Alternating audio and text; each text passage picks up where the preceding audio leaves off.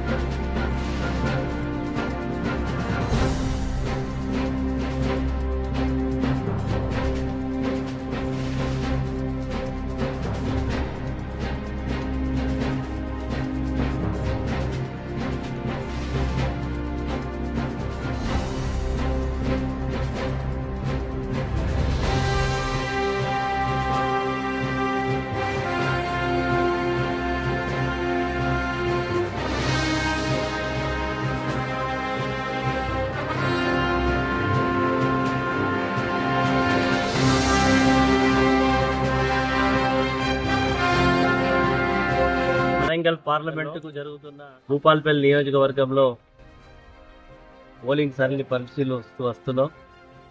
Car స్పీడ్గా పరిగెత్తుంది. మరి ఖచ్చితంగా మా అభ్యర్థి భారీ మెజార్టీతో గెలవబోతున్నటువంటి సంకేతాలు మాకు ప్రజల నుంచి వస్తున్నటువంటి ప్రతిస్పందన వల్ల తెలుస్తున్నది. రాబోయే రోజుల్లో తెలంగాణ రాష్ట్ర అభివృద్ధి కొరకు భారతదేశంలో నిర్మాణాత్మకమైనటువంటి పాత్రను పోషించడం కొరకు భారత రాష్ట్ర సమితి కీలకమైనటువంటి భూమిక పోషించబోతా ఉన్నది. గౌరవ కెఎస్ చంద్రశేఖరరావు గారి నాయకత్వంలో మా అభ్యర్థి ఖచ్చితంగా 2 లక్షల మెజార్టీతో గెలుస్తున్నాడని భావిస్తాం. 900 పోలింగ్ బూతులు ఉన్నాయి మొత్తం ఈ వరంగల్ లోక్సభ నియోజకవర్గం ఒకటి. ముఖ్యంగా భూపాలపల్లిలో వెంకటరమణారెడ్డి గారు కృషి చేసిన తర్వాత అదేవిధంగా ఇక్కడ ఉండేటువంటి కార్యకర్తలందరూ కూడా కృషి ఫలితంగా తర్వాత ప్రజలు కూడా భావించిన ఏంటంటే తెలంగాణ రాష్ట్ర సమితి రావాలి, ఈసారి మొన్ననే తప్పు జరిగిందనేటువంటి భావం ఉన్నది. గిల్టీ కాన్షియస్ తోటి ఉన్నారు. కాబట్టి ప్రజలు తప్పకుండా మా వైపునే ఉన్నారు. మేము కూడా ఈ వరంగల్ అభివృద్ధికి, ఈ భూపాలపల్లికి రావాల్సినటువంటి అభివృద్ధికి పనిచేస్తాము. తర్వాత బొగ్గు ఆధారిత పరిశ్రమలు కానీ, కోళ్ళలో కూడా మంచి కోళ్ళు, క్వాలిటేటివ్ కోళ్ళు ఉన్నటువంటి ఈ ప్రదేశం, తర్వాత ఇక్కడికి రైల్వే లైన్ కూడా రావాల్సి ఉన్నది. వాటన్నిటి కోసం కూడా కృషి చేయాల్సినటువంటి అవసరం ఉన్నది.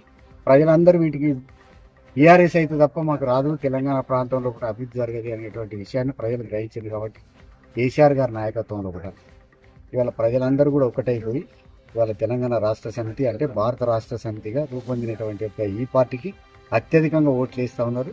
సంతోషంగా ఉన్నారు.